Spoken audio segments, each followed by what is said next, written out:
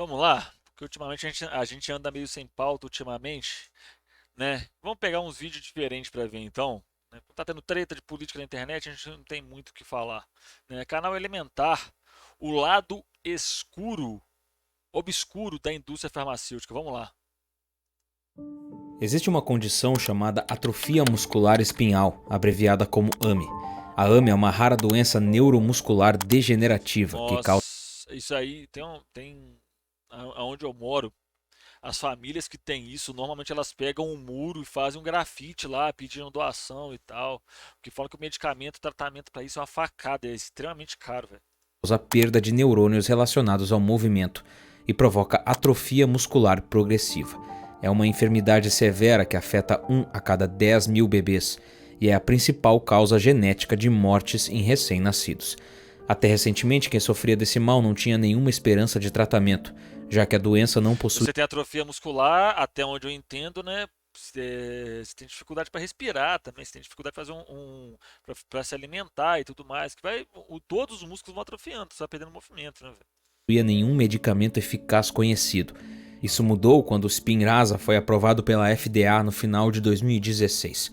O novo e promissor remédio parecia a chance de uma nova vida para quem sofria com AME, mas quando o preço do tratamento foi revelado pelo laboratório Biogen, foi como um balde de água fria em todos esses pacientes. O primeiro ano de tratamento custaria 750 mil dólares e os anos seguintes custariam 375 mil cada. Um valor. Caralho. Você é pobre, mora nos Estados Unidos e seu filho tem um problema desse, você desiste. Não tem o que você fazer, tá ligado? Não tem o que você fazer. Olha pra você ver como é que é as coisas, né, velho? Isso, nos Estados Unidos, uma criança receber, a mãe receber o diagnóstico dessa doença pro filho dela é basicamente ela escutar a sentença de morte do filho dela. Porque ela não vai ter esse dinheiro pra fazer o tratamento. Vocês já pararam pra pensar nisso? Que a pessoa que é mais pobre, ela tem uma doença grave num lugar onde o sistema de saúde é todo privatizado, igual os dos Estados Unidos, dependendo da doença, diabetes, gente. Se você é diagnosticado com diabetes nos Estados Unidos e é muito pobre, é basicamente uma sentença de morte. Vocês entendem o problema? Achei que ia ser de boa, né? Achei que o vídeo ia ser super de boa, super alto astral. Porra. Totalmente inacessível para muita gente. Alguns anos depois foi lançado outro medicamento para tratar a condição, o Zolgensma, do laboratório Novartis, mais uma promessa de vida melhor para os portadores de AME. Mas se você achou o primeiro caro, se prepare, porque o Zolgensma custa mais de 2 milhões de dólares. 2 milhões de dólares, velho. Aqui no Brasil, o Zolgensma custa 12 milhões de reais, enquanto cada ano de tratamento do Spinraza sai a 960 mil reais.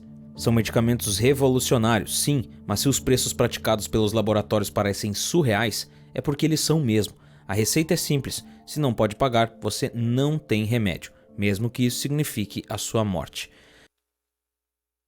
Capitalismo. Eu acho muito interessante como é que isso aqui, o acesso ao medicamento, o acesso aos bens básicos, né? E quando eu falo bens básicos, é os bens de necessidade, aquele que você tem por necessidade para reproduzir a sua vida. O que eu quero dizer com isso? Alimentação, roupa, essas coisas, né?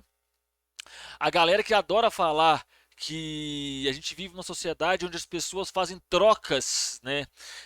Trocas livres, né? Por puro interesse. Gente, não é interesse, é necessidade. Vocês não compram comida por interesse, vocês compram comida por necessidade. Vocês não compram roupa por interesse, vocês compram roupa por necessidade. Porque se você não tiver uma roupa, você não convive em sociedade. Se você não tiver comida, você morre.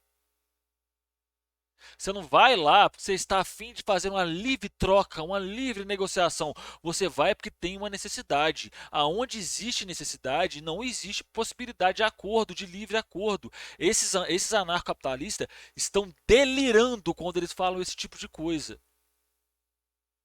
não é? Porque no capitalismo é simples. Eu tenho um produto aqui, o preço é alto. Você não vai pagar, irmão? Foda-se. Você está entendendo? Ah, você não, esse aqui é o único remédio que você pode ter acesso. Você não tem dinheiro para pagar, é o único remédio disponível. Você não tem dinheiro para pagar, você vai morrer? Foda-se! Você está entendendo? É isso que é o capitalismo. Você está entendendo? Eu tô te matando, foda-se, você não está me dando lucro, você não me interessa. O capitalismo só serve aquilo que faz o gráfico subir. A indústria farmacêutica está repleta de escândalos e decisões totalmente desprovidas de ética. Mesmo assim, laboratórios gigantes escapam ilesos de alguns dos maiores absurdos do mercado. Mas por quê? Esse é um mergulho em alguns dos aspectos mais sombrios da indústria farmacêutica. Gente, eu posso responder isso pro rapaz. Sabe qual que é o problema da indústria farmacêutica? Ela não está preocupada em salvar vidas, tá? A indústria farmacêutica não está preocupada em te vender a cura. Não está preocupada. Você está entendendo? Porque é uma pergunta simples, aquela velha pergunta sobre o que fazem sobre a AIDS. Compensa realmente, é realmente lucrativo curar a AIDS ou ficar vendendo tratamento pela vida inteira para o indivíduo que contraiu a doença? Qual que dá mais lucro? Qual que é mais interessante para o capitalismo? Tá aí, ó. Só deixo essa pergunta para você.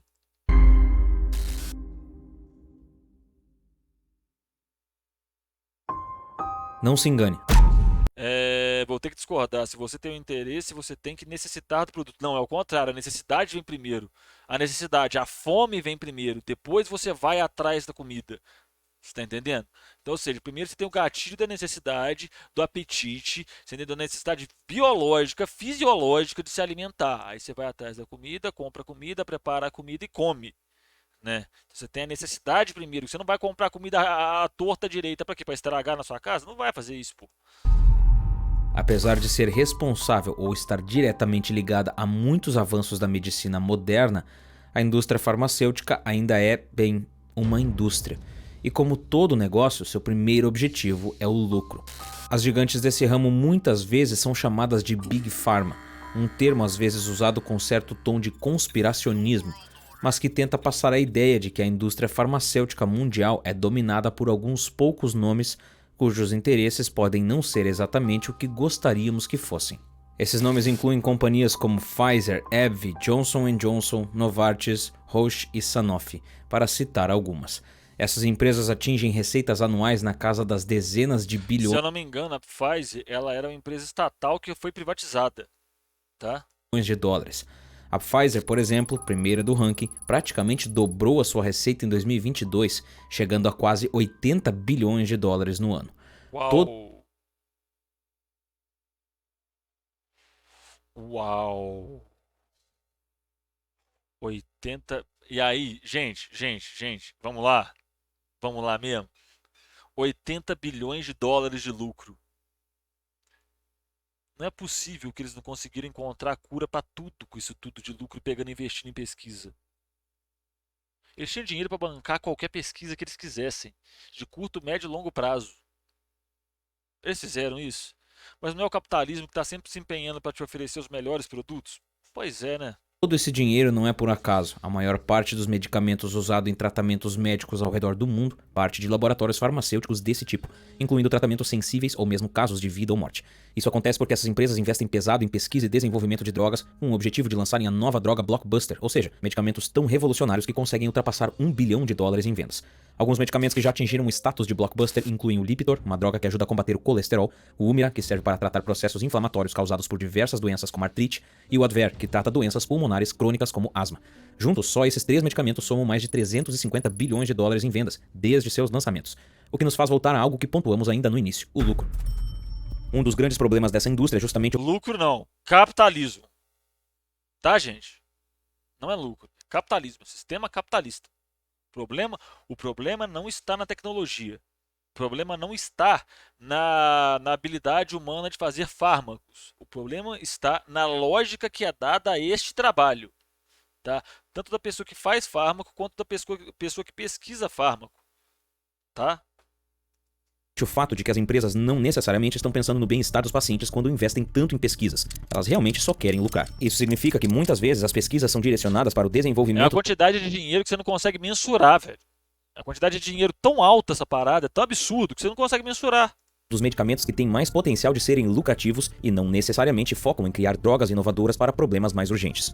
É isso que explica o economista Paulo Gala no seu livro Brasil, uma economia que não aprende. Só um comentário, né? Já falou aí, ó, Paulo Gala e André Roncaglia. O Paulo Gala, ele tem vários cursos por e-mail lá, com material maneiro, tá? Recomendo muito. Paulo Gala não é do campo marxista, mas é um cara que pelo menos é honesto, você entendeu? Ele é honesto. Ele vai lá e te mostra, o gráfico é esse aqui, ó. Pronto. Entendeu? Gráfico tal. Tal gráfico mostra o índice de exportação do Brasil. Você faz a análise. Ele é bom, ele tem muita, ele é uma fonte de dados muito boa. Gala destaca Porque alguns ele é pesquisador também, né, gente? Ele é acadêmico. Não é só porque, ele é o cara inteligente. Não, ele é acadêmico. Ele sabe do método e tudo mais. aspectos peculiares do setor de inovações, citando a indústria farmacêutica como exemplo. Baseado nesse artigo de 2015, Paulo explica como especialistas estudaram a preferência da indústria farmacêutica americana em focar suas pesquisas nas drogas voltadas aos estágios finais do câncer, ao invés de medicamentos que tratem os estágios iniciais da doença. E, em resumo, tem a ver com uma regra da FDA, a Agência de Vigilância Sanitária Norte-Americana, que estipula uma duração mínima para testes clínicos de novos tratamentos para fases iniciais do câncer: 18 anos.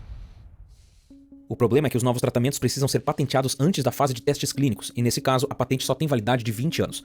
Ou seja, após patentear o novo tratamento, o laboratório precisa de mais 18 anos de testes para só então a medicação hipotética ser aprovada, restando apenas 2 anos para que o laboratório consiga lucrar antes que sua patente expire e a concorrência tenha acesso ao novo tratamento também. Em contrapartida, tratamentos para os estágios finais do câncer só precisam de alguns anos de testes, significando que as companhias precisam investir muito menos tempo e dinheiro na pesquisa desse tipo de droga, aumentando assim suas chances de lucrar. Paulo Gala também chama atenção para um outro problema ligado à pesquisa na indústria farmacêutica: a pesquisa básica, ou melhor, a falta dela.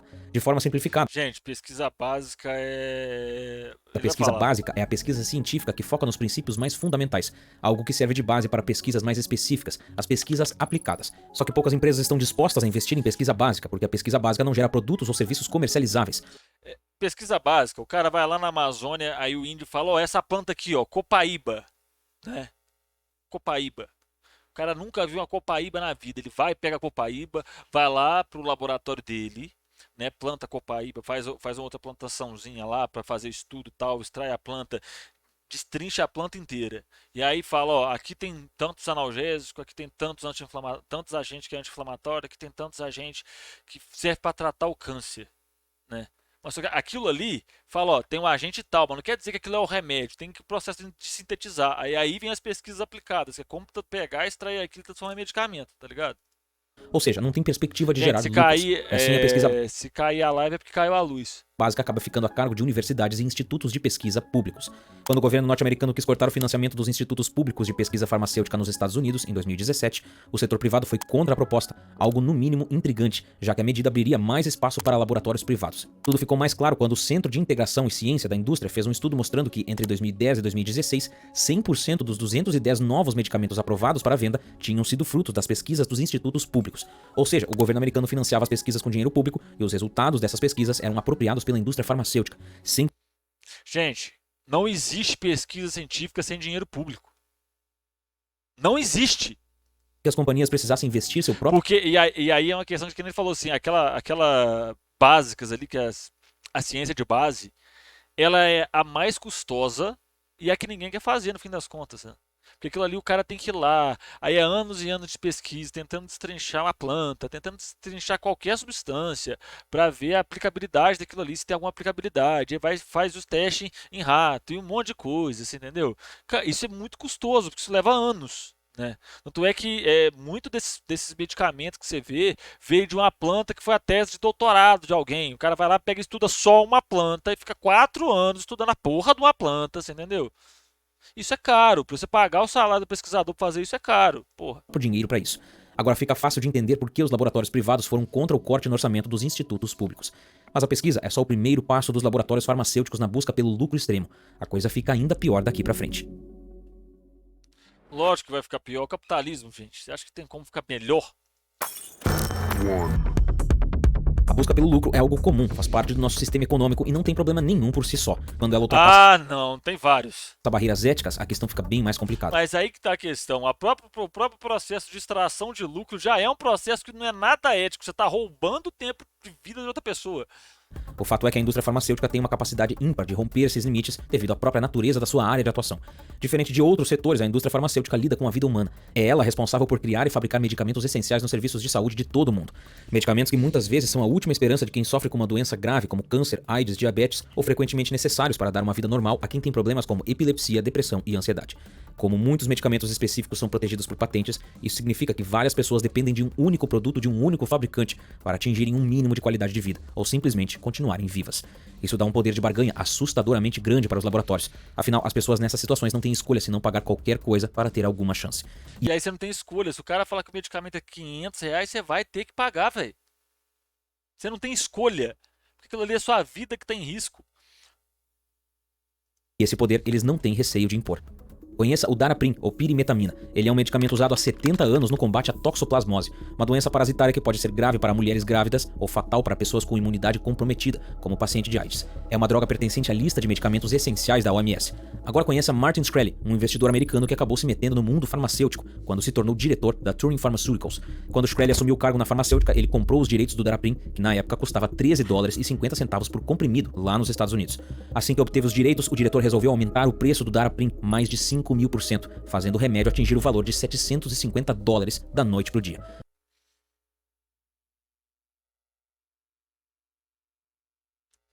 A ação gerou muita revolta, afinal o medicamento era vital para algumas pessoas e um aumento tão absurdo significava que muitos poderiam não ter mais acesso a esse.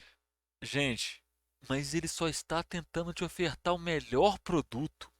Ele é o grande gladiador do mercado porque é ele que investe. Não é isso que dizem? medicamento. O caso ganhou todas as manchetes e as justificativas mais Espero que morra. Acho que gente ruim assim não morre não, tá? Morre velho. aceitáveis de Martin Só pegar o Harry Kissinger aí, gente. Matou 6 milhões de pessoas só na guerra do Vietnã. Morre de velho. giravam em torno da necessidade Esse papo de a história vai fazer porra nenhuma. Se a gente não pegar e não fizer nada, a história não vai fazer porra nenhuma. Então foda-se. de recuperar o investimento inicial no Daraprim e da necessidade de financiar novos remédios que pudessem tratar a toxoplasmose. Vale lembrar aqui que o mesmo remédio era vendido no Reino Unido por menos de $1. Aqui no Brasil, a medicação custa algo em torno de R$3. Só que Martin é um sujeito bastante peculiar e nunca escondeu que seu maior objetivo era obter o máximo de lucro possível para deixar seus acionistas satisfeitos. E em momento algum demonstrou algum tipo de remorso pelo aumento abusivo do Daraprim. O medicamento é usado por cerca de 2.000 pacientes por ano nos Estados Unidos, e é verdade que ele não é o remédio mais utilizado, mas ainda é uma medicação que salva vidas. Eu preciso te avisar que o vídeo a seguir pode te causar revolta, mas essa foi a resposta de Martin quando perguntado se ele teria feito algo diferente. Se você pudesse voltar o relógio alguns meses, eu me pergunto se você faria algo diferente. E a segunda é que eu gostaria de saber se você acha que a reputação corporativa é importante. I probably would have raised the price higher. Eu provavelmente teria aumentado o preço. Is probably what I would have done. Why? I think healthcare prices Porque eu acho que os preços dos cuidados de saúde são are inelastic. I could have raised it higher inelásticos. Eu poderia ter aumentado e gerado mais lucro para os and nossos made more profits acionistas. for shareholders, which is my primary duty. And again, Mano, elastic. I could have raised it higher and made more profits for our shareholders, which is my primary qual é o meu dever principal? duty. And again, Martin é extremamente debochado e parece sempre agir como se fosse a pessoa mais inteligente da sala. E não é difícil imaginar que suas atitudes tiveram um impacto bastante negativo na sua reputação. Definitivamente, ele não era o cara mais amado da América.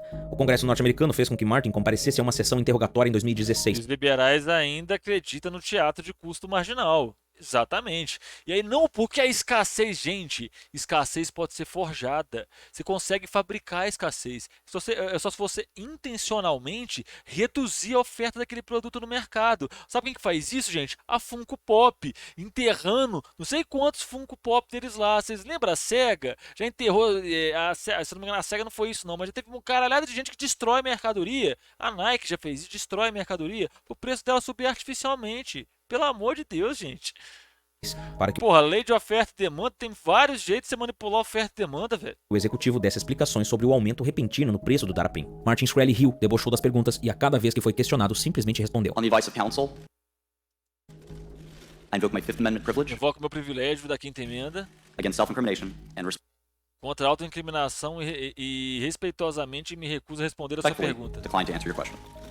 Apesar de agir como um canalha, o fato é que tudo que ele fez foi dentro da lei. Mesmo um aumento de mais de $700, um aumento de mais de 5.000%.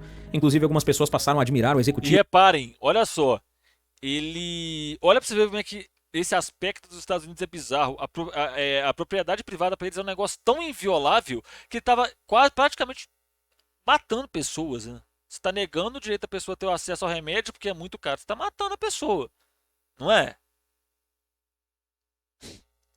Afirmando que ele, na verdade, era um gênio. E o Estado não fez nada pra intervir, irmão. Tinha que ter estatizado essa merda, acabou. Ah, você não vai... Foda-se. Mas foda-se, você entendeu? Tem gente morrendo, acabou. Por expor o poder que a indústria farmacêutica tinha na palma da mão, poder permitido pela própria lei americana. Martin Shkreli ficou conhecido como Pharma Bro e o mais odiado da América. Mais tarde, em 2018, foi condenado à prisão em um caso de fraudes em fundos de investimento, não relacionados com o caso Daraprim, onde cumpriu 4 anos de sentença e foi solto. Em 2022, Shkreli também foi condenado a devolver $65 milhões em lucros obtidos com o aumento do Daraprim. O preço da medicação nunca voltou ao normal. Mas algumas das coisas que Shkreli disse são fatos, e um deles é o de que ele não é o primeiro na indústria farmacêutica a praticar um aumento abusivo. Muitos laboratórios maiores fazem isso o tempo todo, só que ninguém parece admitir. No final de 2013, a Gilead Sciences recebeu a aprovação para comercializar o seu novo medicamento contra a hepatite C, chamado Sovaldi. Só que o preço do tratamento foi definido em inacreditáveis $84 mil. Que isso, velho? Isso é muito absurdo, velho. Isso é muito absurdo. O problema não foi só o valor em si, mas a arbitrariedade com a qual ele foi estipulado. Basicamente, a medicação não deveria custar isso tudo, e os executivos da Gilead sabiam disso. Eles discutiram opções de precificação entre $50 mil e $115 mil, tentando chegar a uma espécie de equilíbrio onde o preço fosse o mais lucrativo possível, sem que a reputação do laboratório fosse muito afetada, chegando ao preço nada abaixo de $84 mil. Outro fator que fez a Gilead escolher o preço foi a possibilidade de cobrar valores similares nos próximos medicamentos também, criando uma espécie de padrão de valores e garantindo lucros duradouros. Um outro caso famoso envolveu duas medicações produzidas pelo laboratório Genentech da gigante suíça Roche, o Avastin e o Lucentis. O Avastin é um medicamento inicialmente usado no tratamento do câncer, mas os oftalmologistas descobriram que a droga também surtia efeito no tratamento de DMRI, ou degeneração macular relacionada à idade, uma condição que causa a perda gradual da visão. Logo, muitos médicos ao redor do mundo adotaram o Avastin como tratamento dessa condição. Quando o laboratório percebeu que poderia estar lucrando muito mais com isso, eles resolveram lançar um novo medicamento, o Lucentis. A diferença é que o Lucentis foi anunciado para tratar especificamente a DMRI. Nossa, essas paradas de olho me dá um nervoso. Logo se descobriu que possuía o mesmo efeito que o Avastin, só que custava muito mais caro. Enquanto uma injeção de Avastin custava algo em torno de $50, a de Lucentis custava mais de $2 mil, pelo exato Que isso, velho? mesmo tratamento. Ou seja, mano, o mesmo tratamento. Olha o abismo de preço que os caras fizeram, velho. Martin Shkreli estava certo em dizer que o problema do superfaturamento de remédios é um problema generalizado da indústria farmacêutica. Mas ainda tem um outro tipo de escândalo nessa indústria que não tem a ver com preço, embora custe muito caro para quem é vítima. Caralho, isso é muito absurdo, velho. Isso é muito absurdo. Quem foi o desalmado que fez eu fazer esse vídeo, velho? Roubou minha brisa. Os caras gostam de me torturar mesmo, velho. Pelo amor. Tem que mandar esse vídeo pra todo liberal. Eu queria muito o Rafael do Ideias Radicais reagir nesse aqui. Muitos medicamentos são verdadeiros Ele ia falar que o problema era capitalismo. Ele é burro, né, mano? salva-vidas, muitas vezes utilizando Que isso, mano? Tô só zoando. tecnologias inovadoras e revolucionárias para melhorar a qualidade de vida dos pacientes. Mas o fato é que muitos remédios vêm com um preço que não é medido em dólares ou reais. Todos os medicamentos podem gerar algum tipo de efeito colateral. Na maioria das vezes, esses efeitos são leves, no máximo algumas dores de cabeça, sonolência ou náuseas. Mas às vezes, esses efeitos podem ser muito graves, chegando até mesmo a ameaçar a vida do paciente. Há também os casos de que vamos falar aqui, onde os laboratórios sabem de efeitos colaterais graves, mas de forma cruel e antiética preferem omitir essas informações de todo mundo. Em 2000... Gente, vamos lembrar, eu não lembro qual montadora que foi, se foi a Ford. Teve uma montadora específica, não sei se foi a Ford, não sei se foi Volkswagen, não sei qual que foi. Que eles pegaram e tinha um problema na fabricação do carro, que tinha uma chance pequena, mas ainda assim tinha uma chance de causar um acidente.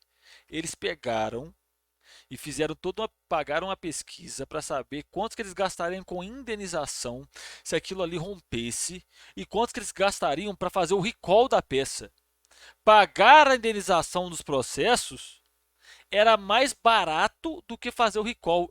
Eles não fizeram recall, tá? Só para deixar bem claro para vocês. Isso está no cerne do sistema capitalista. Tá? O problema não é só da indústria farmacêutica. O problema é endêmico. O problema é a lógica do sistema. O problema é a lógica que se dá ao trabalho, o caráter que se dá ao trabalho, o caráter que se dá ao Estado. Não é? O problema não é a indústria farmacêutica. A prática de fazer remédios é só uma tecnologia, um conjunto de técnicas criadas e organizadas de uma forma que gera tal medicamento. Pá, beleza. O problema não é isso. O problema é a lógica que se dá a esse trabalho. Porra, velho. Em 2011, a droga Mediator do laboratório francês Servier ganhou destaque na comunidade médica francesa, mas não por um bom motivo. Estudos descobriram que o medicamento, que era inicialmente usado para o tratamento de diabetes e mais tarde para a perda de peso, na verdade podia causar sérios problemas cardíacos e pulmonares. Foi estimado que só na França até 2.000 pessoas podem ter morrido em decorrência do uso de Mediator, durante os 33 anos de comercialização da droga.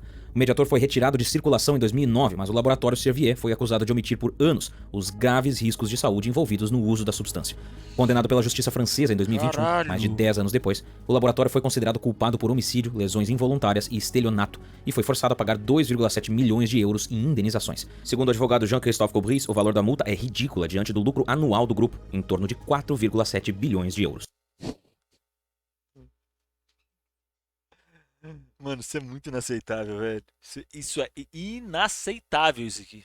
Outro escândalo envolveu Depakine, da também francesa Sanofi, também conhecido no Brasil como Depakote ou Valproato, que é usado no combate à epilepsia. Em 2020, o laboratório francês foi alvo de investigações pela morte de 4 bebês, após as mães usarem Depakote durante a gravidez. Há anos já se sabia do risco de malformação do feto com o uso de Depakote, como mostra esse comunicado da Anvisa de 2011. Mas muitos acusaram a Sanofi de fazer uma publicidade muito discreta de um problema tão grave, algo que pode ter resultado no nascimento de milhares de crianças com problemas. Em maio de 2022, a Sanofi foi condenada a pagar 415 mil euros à família de uma criança vítima do Depakote, que nasceu com um tipo de autismo. A justiça determinou que a Sanofi sabia dos riscos, mas não mencionava isso na bula comercializada na França. Mas esse tipo de escândalo não é de hoje. Nos anos 60, mano, é uma parada que é inaceitável. Em 70, um medicamento chamado Primodos era usado como teste de gravidez. Fabricado pela alemã Schering AG, as primeiras preocupações surgiram ainda em 1967, quando foram feitas as primeiras ligações do Primodos a malformações e morte de fetos. Isso porque o medicamento à base de hormônios continha substâncias contraceptivas, equivalentes a 40 comprimidos contraceptivos modernos. Caralho!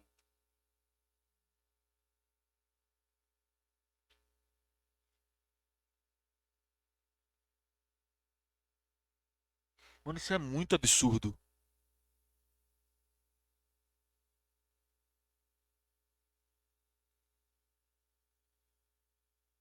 Caralho, mano. Só que o Primodos só foi retirado do mercado em 1978, 11 anos depois. E o Caralho! Mano! laboratório nunca assumiu a culpa pelo caso. O escândalo permaneceu quase 4 décadas enterrado e só voltou à tona quando novos documentos levaram a Sky News a lançar um documentário sobre o caso em 2017, contando todos os detalhes e as histórias das vítimas. Posso fazer só um leve comentário pra vocês? Falou 4 anos, né? Vocês sabem quanto tempo que a União Soviética demorou para julgar os culpados pelo acidente da usina de Chernobyl? 1 mês. Em 1 mês eles foram acusados, julgados e condenados. 1 mês. Tá? 1 mês. Um problema semelhante também aconteceu um pouco antes do Primodos, mais precisamente nas décadas de 50 e 60. Nesse caso, a substância se chamava talidomida, uma droga usada como sedativo e calmante. A talidomida foi produzida por um outro laboratório alemão, o Chemie Grunenthal, companhia que ainda existe hoje com o nome de Grunenthal. Sabe o que me deixa puto? E eu vou falar, eu vou ser muito honesto com vocês. Sabe o que me deixa puto? A galera fica mais revoltada se alguém plantar um pé de maconha em casa pra fumar do que com isso aqui. Eu tô sendo honesto com vocês, tá? A galerinha hoje, que se diz cidadão de bem, fica mais revoltado com alguém plantando maconha pra fumar e dar um barato, você entendeu? Escutar uma música, comer uma parada, porque é isso que maconheiro faz, tá, gente? Joga videogame, joga GTA, você entendeu? Vê desenho animado, vê filme, come, tá? Isso aqui, ninguém, porra, velho. Nossa, isso rouba a brisa de qualquer um, velho. Pouco tempo depois da sua introdução, Dorme, porra, nossa. a talidomida era usada também para enfermidades comuns em grávidas como gripes, resfriados e náuseas. Em 1956, o medicamento Você falou de dormir, teve um amigo meu, tem um amigo meu, não vou citar nomes, é lógico, gente, ele nem mora no estado, mas ele mudou até de estado, ele mora em outro estado. Ele trabalha até pra empresa gringa. Ele só dormia quando ele conseguia fumar um, tá ligado? E aí o cara, pra ele funcionava, e ele pegava ali, assim, dia dava dois, ele mesmo falava, dava 2, 3 tragos, deitava e dormia, só pra dar um leve, tá ligado? era comercializado por 14 farmacêuticas diferentes em 46 países, sob licença da Chemi Grünenthal. Curiosamente, um dos poucos países onde a talidomida não foi comercializada foram os Estados Unidos, onde a FDA rejeitou a droga. Mas o fato é que só depois de 5 anos após a sua introdução, em 1961, E aí você tem que parar pra pensar, tá, gente? Por mais que tenha agência reguladora, tem lobby dentro dessas agências reguladoras, tá? foram levantadas as primeiras suspeitas de que Eu vi um estudo de tratamento de depressão com LSD. O resultado foi interessante.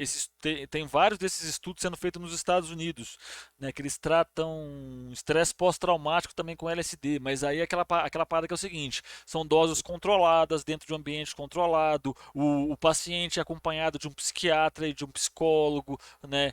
E ali ele vai sendo estimulado a reflexões. Ele tem com quem conversar, ele tem com quem interagir. Então não é só chegar e dar LSD pro cara que, nossa, não, tem todo um acompanhamento, tem todo um rigor nesse tipo de tratamento, né? E tipo assim, e por lidar com esse tipo de substância, se eu não me engano, tem todo um rigor, tipo assim, de lauda de quem entra, de quem sai, entendeu? Da quantidade, da dosagem, você tem que ter nos registros médicos qual foi a dosagem usada, e tudo, tá ligado? Eu acho que, se eu não me engano, os caras filmam isso também, né? Filmam todo o diálogo e tal. É interessante essa pesquisa sobre tratamento com depressão usando LSD, bem interessante. o medicamento tinha uma relação com a malformação de bebês, que podia afetar os membros, o cérebro, a visão e a audição dos fetos. Caralho. Foi o médico australiano William McBride que fez as primeiras denúncias e no mesmo ano o medicamento foi formalmente retirado da Chemi Grünenthal. Só que muitas versões continuaram circulando o mundo afora e é estimado que mais de 10 mil crianças nasceram com problemas devido à talidomida até 1962. A talidomida também afetou crianças brasileiras. A substância foi introduzida por aqui em 1957 e só foi em 1965 retirada de circulação, 4 anos depois do resto do mundo. Só que na prática isso não aconteceu, já que a talidomida passou a ser usada para outros fins, como o tratamento da hanseníase. O resultado é que o Brasil foi o único país a ter 3 gerações afetadas pela síndrome da talidomida, tanto que em 82 foi sancionada a Lei 7070, que garantia pensão vitalícia às vítimas da talidomida. Essa situação foi retratada com mais detalhes pelo documentário Tá Faltando Alguma Coisa, da Associação Brasileira dos Portadores da Síndrome da Talidomida, disponível em talidomida.org.br e aqui no YouTube. Atualmente a indústria farmacêutica é movida pelo lucro, embora isso seja o padrão para a maior parte da economia global, algo completamente natural, a busca incessante por cifras cada vez maiores frequentemente acaba deixando em segundo plano a preocupação com questões éticas. Quando falta ética em uma indústria que O capitalismo não é um sistema ético. O capitalismo nasceu do colonialismo, tá? O capitalismo nasceu da colonização das Américas, né? Só a título de curiosidade, quando eu estava lendo Às vezes Abertas da América Latina, tem um trecho que o Galeano que eu estava lendo, que tipo assim, você acaba de ler o parágrafo, você para e você olha para o nada e você pensa, caralho, porque antes da colonização, a população, né, dos maias, incas, dos povos indígenas aqui era de 74 milhões de pessoas. Depois da colonização era 3,4 milhões de pessoas. Tá? Isso está no cerne do sistema capitalista. Esse processo está no cerne do sistema capitalista. A própria lógica capitalista você tem o colonialismo. Basta vocês pensarem o que os Estados Unidos fez no Vietnã, o que os Estados Unidos fez na Coreia, o que os Estados Unidos fez no Oriente Médio, o que os países europeus fizeram na África. Né? O colonialismo está no cerne do sistema capitalista. Né?